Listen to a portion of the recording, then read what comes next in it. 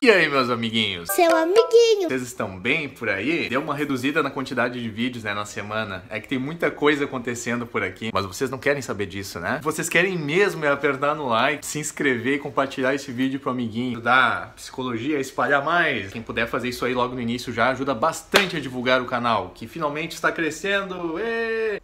Tenho um objetivo meio ambicioso de tentar fazer todos os vídeos que os inscritos me pedem. Eu sei que não vai ser fácil, mas vamos lá. O Matheus havia me pedido para dar uma olhada nos episódios novos dos Animaniacs. Animaníacos? Eu não sei como é que fala isso, cara. Saiu uma temporada nova no ano passado e parece que eles estão bem diferentes. E aí ele pediu pra eu dar uma olhada nesse sentido porque tinha uma questão ali de uso de drogas, sátira que eles fazem a respeito dessa questão da indústria de Hollywood. Coincidentemente, ao mesmo tempo, né, que eu fui rever as coisas que eu tenho que fazer, acredito que teu nome deve ser Jonathan, havia me pedido também para fazer um vídeo sobre como evitar a questão do vício. Então o que eu pensei em fazer? Eu pensei em fazer uma fusão desses dois temas, porque eles são bem parecidos, na verdade. O Matheus havia dito para eu olhar o episódio 6, só que para eu me inteirar um pouquinho, eu acabei olhando o primeiro episódio também. Logo no início, então, do primeiro episódio, tem uma referência muito clara ali ao Jurassic Park já. Em seguida, nós temos uma cena bem interessante, que eles estão andando no meio de vários super-heróis e estão abrindo espaço entre eles, né? Sátira de que esse tema tá super saturado. E aí eles chegam para tentar dar uma afastada nisso e trazer outras coisas. Tem uma coisa muito legal que eles fizeram, que é o seguinte: quando eles voltam pra casa deles, né, os Warner Brothers e a Warner Sister também, tá cheio de laser lá dentro, né? E aí eles ficam, como é que a gente vai fazer pra andar aqui dentro? Isso me pareceu muito claramente uma questão de como o humor tem que ser feito, né, hoje em dia, o cuidado que tem que se tomar com cada coisa que se diz. Em seguida tem um episódio do Pink e o Cérebro, no qual eles têm a brilhante ideia de utilizar um filtro para uma coisa que parece o Instagram, e aí dominar o mundo fazendo as pessoas verem o vídeo do cérebro como se ele fosse um bichinho fofinho, né? É interessante essa jogadinha, né? Dominação através do celular, um filtro de dominação cerebral. Mas então, chegando no episódio 6, tem a questão que eles acordam muito depressivos, os três. O mundo moderno tá apertando eles, tá tudo poluído e buzina e gritaria. E aí a Warner Sister tem a ideia de pegar um cupcake que ela tinha escondido ali, distribui pra eles também, né? Ela acaba passando pra eles o efeito do cupcake. É uma alusão à questão de vários artistas, várias pessoas do meio artístico tem que se utilizar desse recurso, né? Pra poder se manter no trabalho, para poder seguir fazendo as coisas. Só uma coisa, viu? Coisa que eles fazem muito é ficar provocando os outros tipos de arte. E eu acho que é isso aí mesmo, cara. Aí é mais uma opinião pessoal agora nesse quadradinho. Vou colocar até um texto escrito isso na frente da minha cara. Eu acho que a arte é para isso aí mesmo.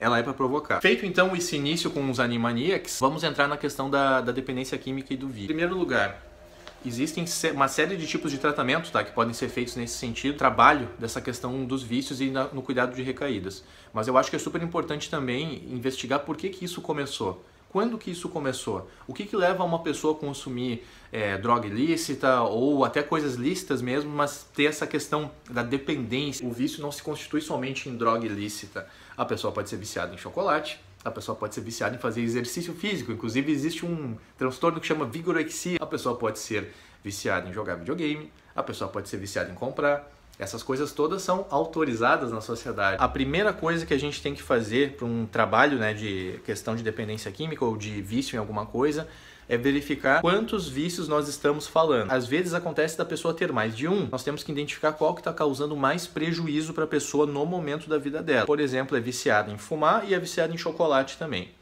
Tem que questionar para a pessoa qual desses dois está causando mais prejuízo para a vida dela no momento. E aí, algumas pessoas que estão vendo esse vídeo podem pegar e dizer assim, Gabriel, é óbvio que é o cigarro, cara. Que pergunta idiota tu tá fazendo? Gente, tudo depende de quem que a gente está falando. A vida da pessoa é muito particular. Ela pode estar tendo mais prejuízo por causa do chocolate, né? Vai depender do contexto da vida dela do que do cigarro. Em termos de biologia para o corpo, eu entendo qual que causa mais mal. Mas tem que ver com qual que a pessoa quer começar a trabalhar também. Tá dando pra entender? Certo, mas digamos que a pessoa, nesse exemplo que eu tô falando, diz que o cigarro é o que tá causando mais problemas pra ela no momento. Como é que a gente considera uma coisa ao ponto de estar nesse modo de vício? A pessoa deixa de fazer outras coisas na vida dela para fazer aquilo ali. A pessoa começa a ter sintomas físicos se ela não faz aquilo, né? Ela começa a poder ter ansiedade, ela pode suar, ela pode passar mal. A pessoa utiliza muito tempo da rotina dela para fazer isso daí, né? Seja, por exemplo, para jogar. Tem pessoas que jogam 10 horas por dia. Ah, Gabriel, mas eu já fiquei uma vez jogando 10 horas por dia, então isso aí...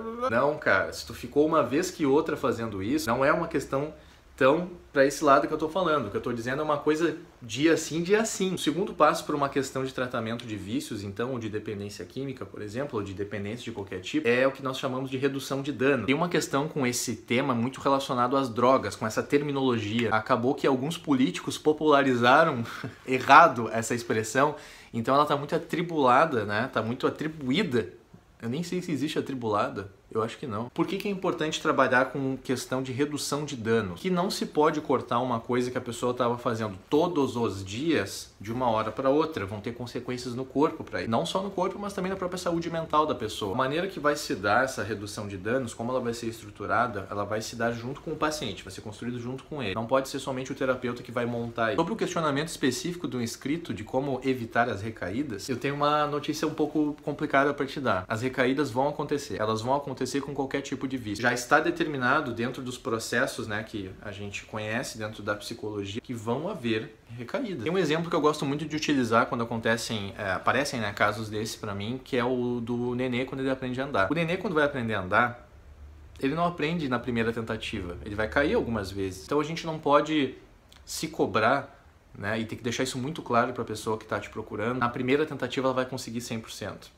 Faz parte do processo ter esses episódios de recaída. Tá, dito isso então, que coisas que a gente pode fazer para evitar que isso aconteça? A primeira delas é, surpreendentemente, fazer terapia. Se procurar um bom profissional da área da saúde mental, ele vai te instrumentalizar com técnicas de coisas que tu pode fazer na hora que vier a vontade de executar o vício. Uma segunda coisa que pode ajudar bastante nessa hora também é entender que as sensações corporais, elas passam, elas têm um limite de máximo que a pessoa pode sentir e depois, biologicamente falando, não tem como tu ficar sentindo isso por muito mais tempo. Com uma questão de dependência em vício, né, em alguma coisa, é um pouco mais difícil, porque a sensação é quase de enlouquecer. Então é muito mais difícil segurar. O teu corpo não pode ficar, por exemplo, sentindo ansiedade por 24 horas. Não pode, vai chegar uma hora que vai biologicamente baixar. Sabe por que eu falei que tem que procurar um psicólogo no primeiro passo? Porque aí tu vai entender por que isso aí começou. Entendendo por que começou, tu vai ver o que te levou a cair nisso daí. Por incrível que pareça, mais óbvio que seja. Terceira coisa, você precisa fazer intervenções ambientais para dificultar que a execução do vício aconteça de novo. O que são intervenções ambientais? Se tu tem uma questão de compulsão, por exemplo, para comer chocolate, não pode ter chocolate em casa. Não pode ter chocolate em casa. Pô, mas eu sou viciado em videogame, então eu não posso ter videogame em casa. Não é bem assim, né? Vai depender muito de cada caso. Tem intervenções ambientais que a gente pode fazer, por exemplo, daqui a pouco, trancando o cabo de força do videogame em algum lugar. A quarta coisa é uma questão meio parecida com certas citações que o Bruce Lee dizia, né?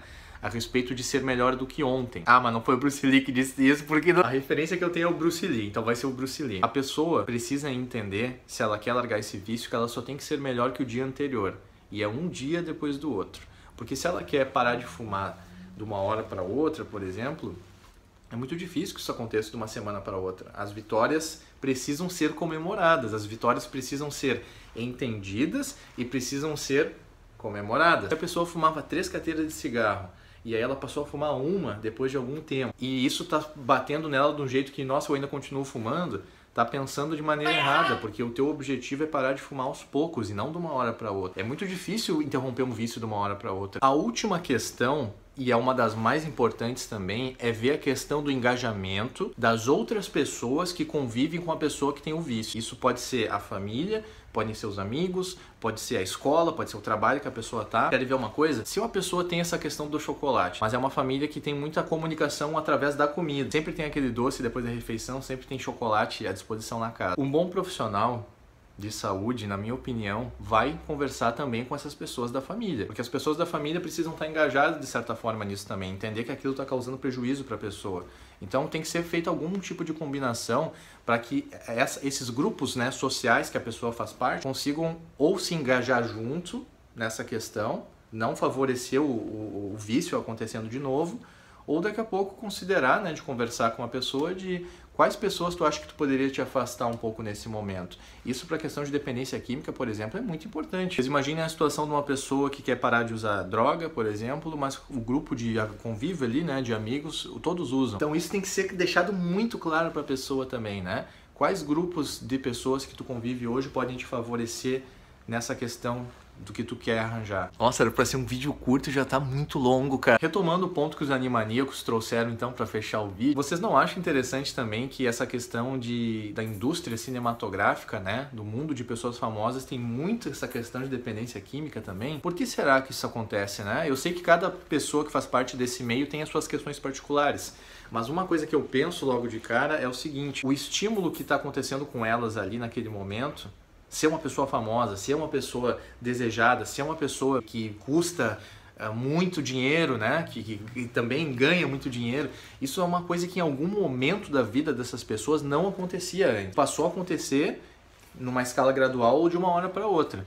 Então, quando a pessoa não tem um preparo para essas questões, né? Se ela está na indústria e não tem um treinamento, alguma coisa nesse sentido para pensar no que ela vai fazer com todo este poder que aparece, é difícil, né? É difícil do corpo entender esses novos estímulos, essa nova vida. Muitas pessoas buscam essa questão de uso de drogas porque ela causa um bem-estar ali, tem uma questão de neurotransmissores ali, de serotonina, que eu posso explicar em outro vídeo. O prazer imediato, quando ele não tem um significado, né, na parte mental da pessoa, ele vai se tornar um vício. Tudo depende da frequência e intensidade, como eu sempre falo, mas acho que tá dando para entender a ideia, né? Então é isso aí, pessoal. Um vídeo sobre essas questões, ele tem que ser longo mesmo, porque são assuntos muito sérios, são assuntos complicadíssimos e que muitas pessoas no mundo inteiro passam por problemas desse tipo. Mas tem o que fazer. Lembra sempre que tem o que fazer.